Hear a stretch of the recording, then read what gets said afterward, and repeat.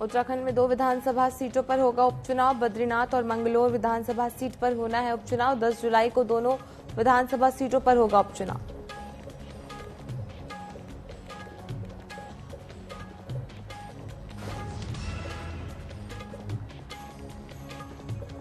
उत्तराखंड में नौकरशाही को लेकर विपक्ष प्रदेश सरकार पर हमलावर। कांग्रेस प्रदेश अध्यक्ष करण मेहरा ने मुख्यमंत्री धामी पर सवाल उठाते हुए कहा, सरकार सीएम धामी नहीं बल्कि नौकरशाह चला रही है।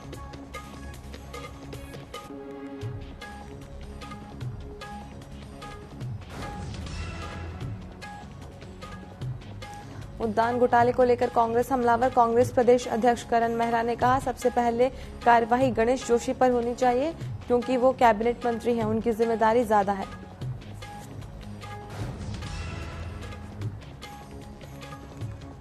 रुड़की में ईद उल अजहा पर ईदगाहों में चिलचिलाती धूप के बीच नमाज अदा की गई। ईदगाह में हजारों की संख्या में मुसलमान समाज के लोगों ने ईद उल अजहा की नमाज अदा की।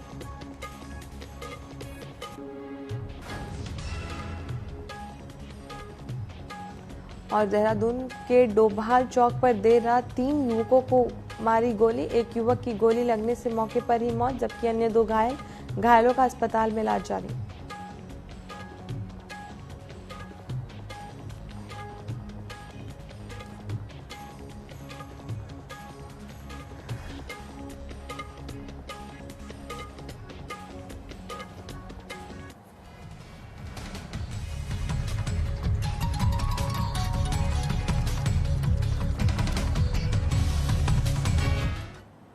नमस्कार, न्यूज अपडेट में आप सभी का स्वागत है। मैं हूं आपके साथ मधु। तो चलिए बढ़ते हैं खबरों की ओर। मैंगलोर उपचुनाव में बीजेपी द्वारा दमखम लगा रही है। वहीं आज मैंगलोर विधानसभा में बीजेपी प्रदेश प्रभारी, प्रदेश अध्यक्ष सहित सांसद और कई नेताओं ने एक बैठक ली है और उपचुनाव की रणनीति बनाई। आपको बता दें कि मैंगलोर उपचुनाव में कई बड़े नेताओं की शाख दांव पर लगी है क्योंकि आज तक इस सीट पर बीजेपी जीत हासिल नहीं कर पाई है। बीजेपी प्रदेश अध्यक्ष का कहना है कि विधानसभा जीतने का बड़ा लक्ष्य है जिससे शहर का विकास होगा। साथ ही सांसद त्रिवेंद्र सिंह रावत ने कहा कि लोकसभा में जो कमियां रह गई थी उसे दूर किया जाएगा।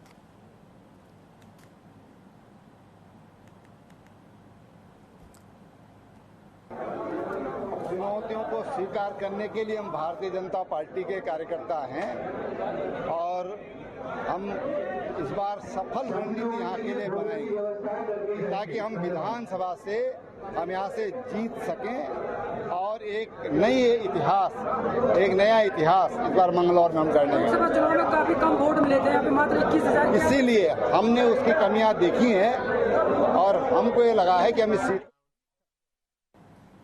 लोकसभा चुनाव में भाजपा का प्रदर्शन बेहद ही निराशाजनक रहा। जीत भले ही भाजपा की झोली में गिरी हो, लेकिन 5 सीटों पर जीतने के बाद भी 5% की आज भाजपा को संगठन को सुलगा रही है। ऐसे में चुनाव समीक्षा और आगामी उपचुनाव को लेकर कैसे बने रणनीति, इसको लेकर प्रदेश में पदाधिकारियों की समीक्षा बैठक में प्रदेश प्रभारी ने सीएम की मौजूदगी में एक सभा ली। कैसे खिसकी भाजपा के हाथ से 5% वोट की गणित, देखिए इस खास रिपोर्ट में।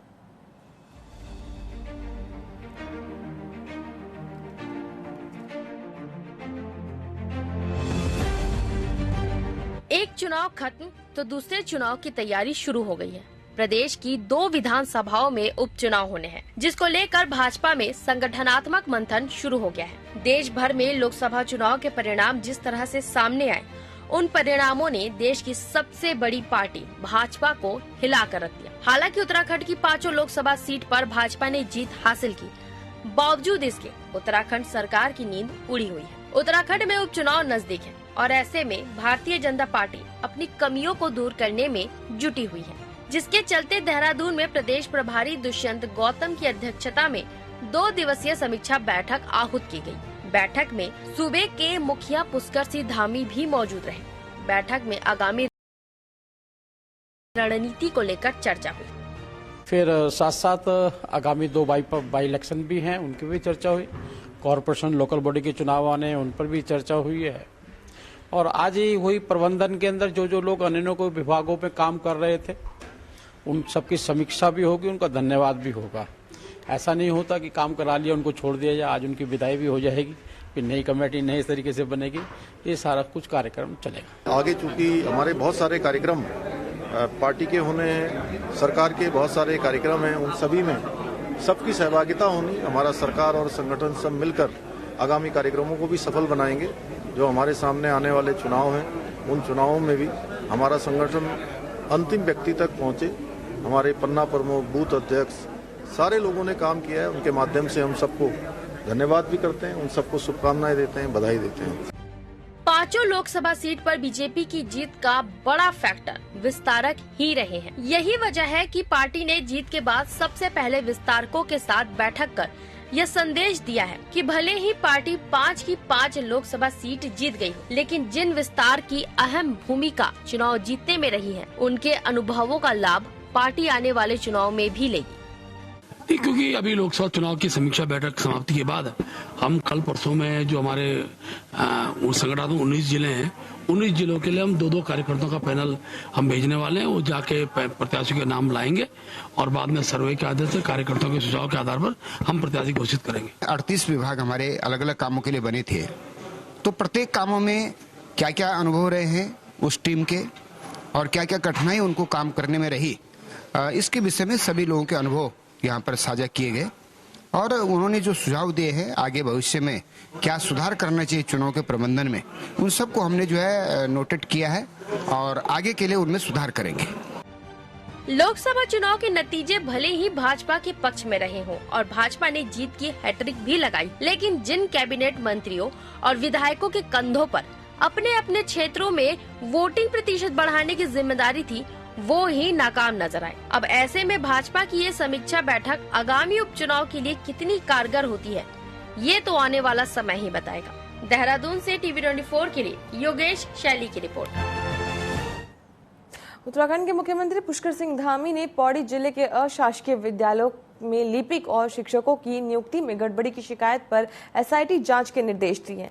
सीएम ने शिक्षा सचिव को दिए निर्देश में कहा कि जांच कर मामले में कार्यवाही की जाए। दरअसल पौड़ी निवासी राजेश सिंह ने सीएम से शिकायत में कहा था कि जिले में कुछ अशासकीय विद्यालयों में वित्तीय अनियमितता के साथ ही नियुक्तियों में गड़बड़ी की गई है। शिक्षा विभाग ने इस मामले की जांच कराने के बाद 4 अक्टूबर 2023 को एसआईटी से जांच कराने की सिफारिश करते हुए इससे जुड़े अभिलेख शासन को भेज दिए थे, लेकिन शासन स्तर में इससे प्रकरणों में अब तक कोई कार्यवाही नहीं हुई, जिसके बाद सीएम ने मामले पर संज्ञान लिया है और जांच के आदेश दिए हैं।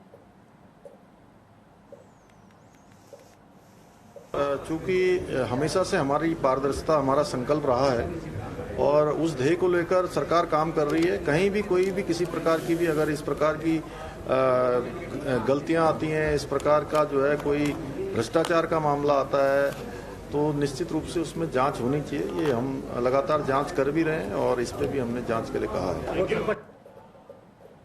बद्रीनाथ और मैंगलोर विधानसभा में उपचुनाव को लेकर कांग्रेस ने भी प्रत्याशियों का ऐलान कर दिया। बता दें कि कांग्रेस ने बद्रीनाथ विधानसभा से लखपत बुलोटा को उम्मीदवार बनाया है, जबकि मंगलौर से कांग्रेस काजी निजामुद्दीन को कैंडिडेट घोषित किया है।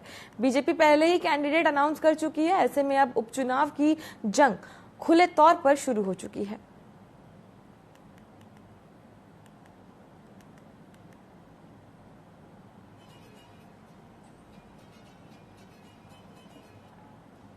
उत्तराखंड में होने वाले उपचुनाव और घोटालों को लेकर पूर्व मंत्री हीरा सिंह बिष्ट ने सरकार को घेरा। सरकार को राज्य के भविष्य से कोई लेना देना नहीं है। ऐसे ही उत्तराखंड राज्य के मुद्दों को लेकर हमारे संवाददाता वैभव पटवाल ने पूर्व मंत्री हीरा सिंह बिष्ट से खास बातचीत की।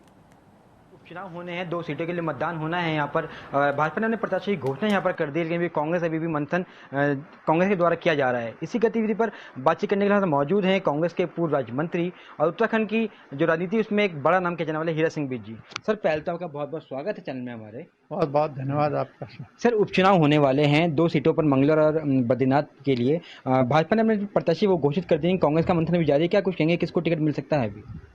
हाँ, उसके लिए हमारे पर्यवेक्षक गए हुए हैं। आजकल में टिकट तय हो जाएगा और जनरल संभावना पता ही है सबको, लेकिन चूंकि कमेटी गई हुई है विक्रम सिंह नेगी जी जो विधायक है हमारे टिहरी से, उनके नेतृत्व में, तो आजकल में रिपोर्ट दे कल 1-2 दिन में कैंडिडेट हम डिक्लेयर कर देंगे।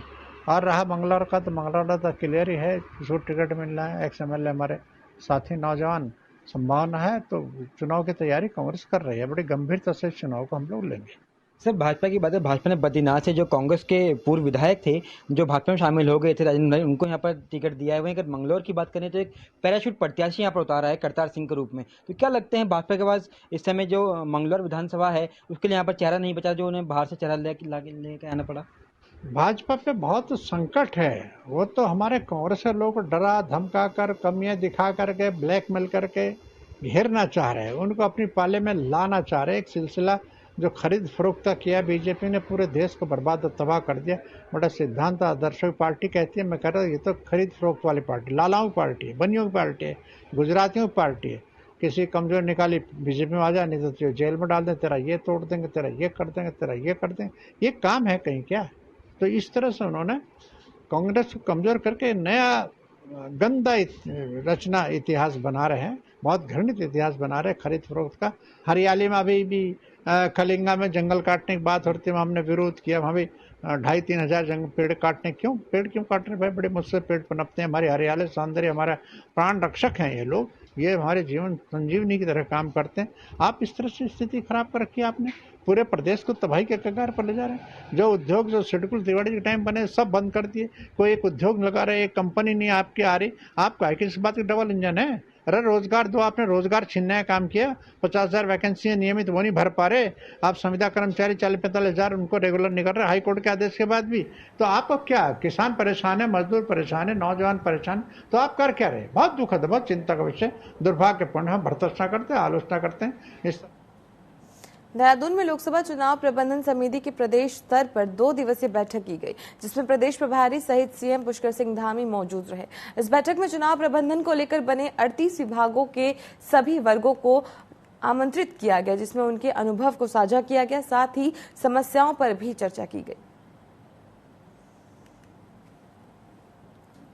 प्रमुख कार्य पूरे चुनाव का होता है और इसमें हमारे सभी जो प्रमुख कार्यकर्ता थे, प्रमुख पदाधिकारी थे, उन्होंने अलग अलग विभागों में पूरे चुनाव प्रबंधन को सफल बनाने का काम किया है। और आगे चूंकि हमारे बहुत सारे कार्यक्रम पार्टी के होने हैं, सरकार के बहुत सारे कार्यक्रम हैं, उन सभी में सबकी सहभागिता होनी, हमारा सरकार और संगठन सब मिलकर आगामी कार्यक्रमों को भी सफल बनाएंगे। जो हमारे सामने आने वाले चुनाव हैं, उन चुनावों में भी हमारा संगठन अंतिम व्यक्ति तक पहुंचे। हमारे पन्ना प्रमुख, बूथ अध्यक्ष, सारे लोगों ने काम किया है, उनके माध्यम से हम सबको धन्यवाद भी करते हैं। हरिद्वार में गंगा दशहरा स्नान के दौरान यात्री और पुलिस कर्मियों के बीच धक्का मुक्की का वीडियो सोशल मीडिया पर तेजी से वायरल हो रहा है। वीडियो में भारी ट्रैफिक जाम के बीच कार सवार एक परिवार और पुलिसकर्मी आपस में उलझते दिखाई दे रहे हैं। बताया जा रहा है कि ज्वालापुर कोतवाली क्षेत्र के हरि लोक तिहारी पर पुलिस ने एक कार सवार को गाड़ी हटाने के लिए कहा, जिसके बाद कार सवार ने दरोगा के साथ अभद्रता करनी शुरू कर दी। इसके बाद पुलिस ने मेरठ से आए यात्री के खिलाफ मुकदमा दर्ज कर उसे गिरफ्तार कर लिया। तो ये पुलिस के साथ अभद्रता कर रहे हैं, वो वीडियो भी हमने अपने पोर्टल से, अपने जो ट्विटर हैंडल से हमने जारी किया है। तो दोनों ही तथ्यों को ध्यान में रखा जाना चाहिए। हिरासत में इनको इसलिए भी लिया गया क्योंकि इनके द्वारा एक अवैध असलहा ये कैरी कर रहे थे और उससे पूछताछ के लिए इनको हिरासत में लिया जा रहा। उत्तराखंड में विधानसभा उपचुनाव के लिए कांग्रेस ने प्रत्याशियों की घोषणा कर दी है। बद्रीनाथ सीट से लखपत बुलोटा और मैंगलोर से काजी निजामुद्दीन को अपना प्रत्याशी बनाया गया है। वहीं कांग्रेस प्रदेश अध्यक्ष करण मेहरा ने दोनों प्रत्याशियों को शुभकामना दी, साथ ही दावा किया कि दोनों ही सीटों पर उपचुनाव को कांग्रेस को भारी बहुमत से जीत मिलेगी।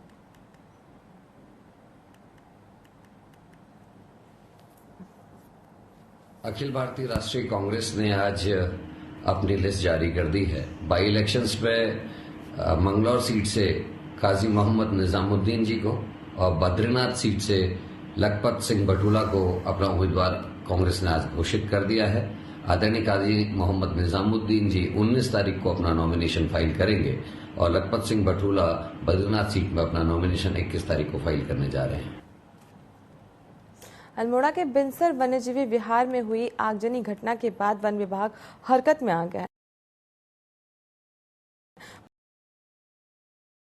वन कर्मियों के इंश्योरेंस को लेकर जानकारियां ली जा रही हैं। वहीं मुख्य वन संरक्षक गढ़वाल नरेश कुमार ने बताया कि जिस तरह से अल्मोड़ा में वनाग्नि की घटना घटी है उससे सभी लोगों में दुख है, लेकिन आने वाले समय में किसी भी वनकर्मी के साथ इस तरह की घटना ना हो, इसको लेकर सभी लोगों को विशेष हिदायत दी गई। सहायक वन कर्मचारी संगठन पौड़ी के जिलाध्यक्ष शिव सिंह रावत ने सरकार से मांग की है कि 15 लाख रुपए का जो शासनादेश है उसे जारी किया जाए ताकि आग की चपेट में आकर शहीद हुए वनकर्मी के परिजनों को आर्थिक सहायता मिल सके।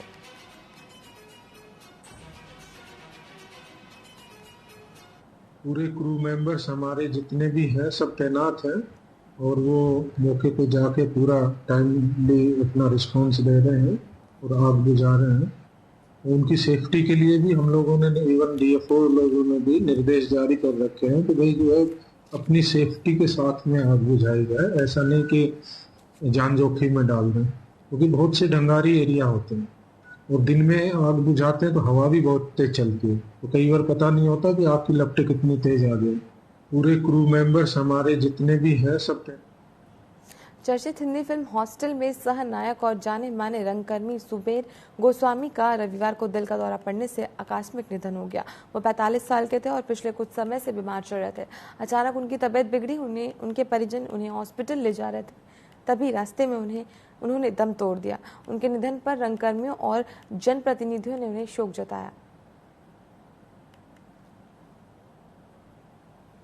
देखिए, सुबीर गोस्वामी जो है दिनेशपुर के एक वरिष्ठ रंगकर्मी थे, जिनकी भी आकस्मिक मृत्यु हो गई है। और अगर दिनेशपुर में थिएटर की बात करूं, नैनीताल और हल्द्वानी के बाद दिनेशपुर एक ऐसा छोटा सा कस्बा था जहां लोगों ने थिएटर की शुरुआत करी। और यहाँ थिएटर का जन्म सही मायने में अगर बताया जाए डॉक्टर अभिजीत मंडल जी थे, उन्होंने इसकी शुरुआत की थी। और अगर उसको मजबूती प्रदान की थी वो डॉक्टर सुबीर गोस्वामी जी ने। नेहरू ग्राम गोलीकांड को लेकर देहरादून विधायक उमेश शर्मा ने रोष जताया। विधायकों ने कहा कि पूरे क्षेत्र में अवैध कब्जा वसूली का काम बेखौफ तरीके से चल रहा है। ऐसे लोगों को तत्काल चिन्हित करना चाहिए जो ब्याज पर पैसा देते हैं और उसके बाद लोगों का उत्पीड़न करते हैं। पुलिस को उनके खिलाफ सख्त से सख्त कार्रवाई करनी चाहिए, जिससे इस तरह की घटनाएं भविष्य में न हो पाए।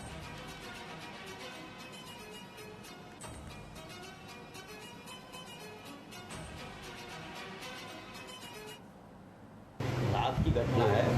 रात गोली चली, 3 लोगों पे गोली लगी, एक की तो अभी बॉडी मिली, 2 को हॉस्पिटल में भर्ती किया है।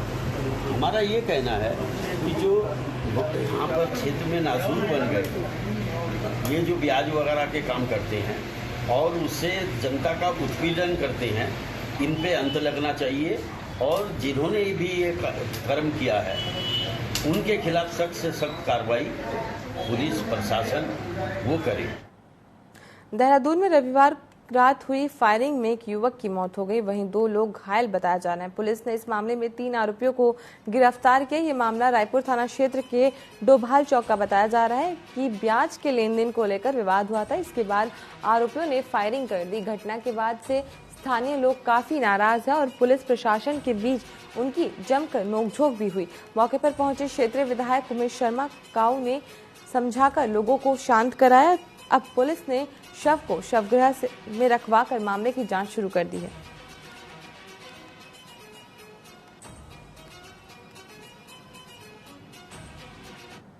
रात्रि 10:30 बजे डोभाल चौक के पास फायरिंग की सूचना पर पुलिस पहुंची थी। ये पता चला कि 3 लोग को इसमें गोली लगी है, 2 लोग को अस्पताल ले गए। एक व्यक्ति जिससे नदी पटोला दिया, फिर आप तलाश की गई, उसमें उनका पता नहीं चला। एक संदिग्ध वाहन वहां से जिसमें अपराधियों के भागने के बारे में सूचना प्राप्त हुई। देर रात चेकिंग माशा रोडी बैरियर तोड़ के जब गाड़ी के जिससे हम लोग है वहाँ जब पुलिस को रुका तो वहाँ पर गाड़ी छोड़कर भागे, जिसमें 2 से 3 लोग थे जिनकी तलाश की गई, लेकिन वो देर रात की अंधेरा होने के कारण वो नहीं मिल पाया। पूरे घटनाक्रम में जो हमारे टीम में 2 लोग की जड़ है, जो अस्पताल में जो एडमिट है दिल छेत्री जी और मेगी जी, उनसे भी हमारी अभी प्राथमिक रूप से जानकारी की गई। उनके द्वारा कोई भी ऐसी रंजिश या कोई ऐसा विवाद नहीं बताया गया। गंगोत्री धाम में यात्रियों की संख्या में लगातार इजाफा हो रहा है। वहीं जिन यात्रियों को स्वास्थ्य सेवाएं और ऑक्सीजन की दिक्कतों का सामना करना पड़ रहा है, उन्हें तत्काल मंदिर प्रांगण में स्वामी विवेकानंद चिकित्सालय की ओर से निःशुल्क सेवाएं दी जा रही है, जिससे यात्रीगण काफी खुश हैं। इधर मंदिर समिति भी स्वास्थ्य से लेकर तमाम व्यवस्था में अपना पूरा सहयोग कर रही है।